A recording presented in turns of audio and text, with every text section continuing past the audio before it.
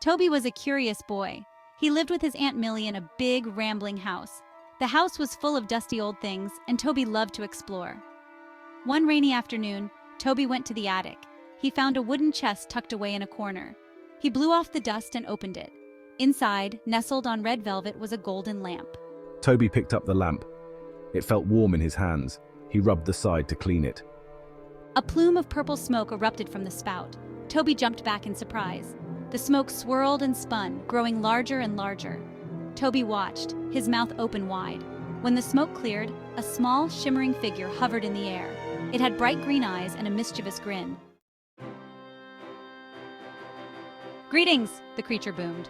I am Fizzy, the genie of the lamp. You have awakened me from my slumber, and I grant you 3 wishes. Toby was speechless.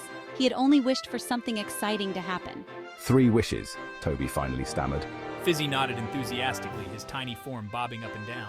Anything your heart desires. Toby thought long and hard. He didn't want toys or sweets. He craved adventure, something beyond his aunt's dusty house. I wish to go on an adventure, Toby declared. Fizzy snapped his fingers. The attic disappeared. Toby found himself in a lush jungle, exotic birds singing overhead. The air was warm and smelled of spices. Toby stood in awe, taking in the sights and sounds of this magical new world. Toby and Fizzy explored the jungle for days. They met talking monkeys and swam in crystal-clear waterfalls. They even helped a lost baby elephant find its way back to its herd. One day, they stumbled upon a cave hidden behind a curtain of vines. This is it, Fizzy whispered. The Cave of Wonders. It's filled with treasures beyond your wildest dreams. Toby felt a thrill of excitement. He pushed aside the vines and stepped inside. The cave shimmered with gold and jewels. Diamonds sparkled like stars and rubies glowed like embers. Toby had never seen so much wealth. He carefully picked up a small silver coin, its surface etched with strange symbols. Toby spent hours marveling at the wonders of the cave, but as he looked at the mountains of treasure, a strange feeling crept into his heart. He felt strangely empty. This gold and these jewels were beautiful, but they didn't make him truly happy. These treasures, they're beautiful, but they don't make me truly happy. I've thought about my adventures with Fizzy, the friends I've made, the help I've given. Those are the things that fill me with joy. He realized that true happiness came from experiences, not possessions. Fizzy, I've made up my mind. I want to use my second wish to return home. I don't need all this treasure.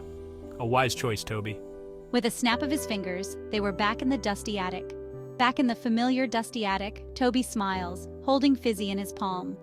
The golden lamp sits beside them, but it is Toby's bright smile, not the lamp, that illuminates the scene.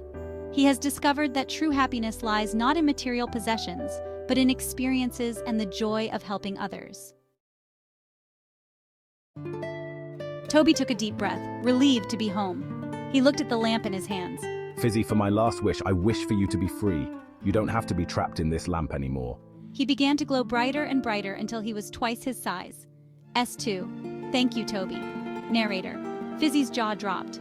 Then a slow smile spread across his face. Voice echoing in the attic. Thank you, Toby. And with a final pop, Fizzy disappeared, leaving behind a faint smell of ozone and a feeling of warmth. Toby knew he had made the right choice.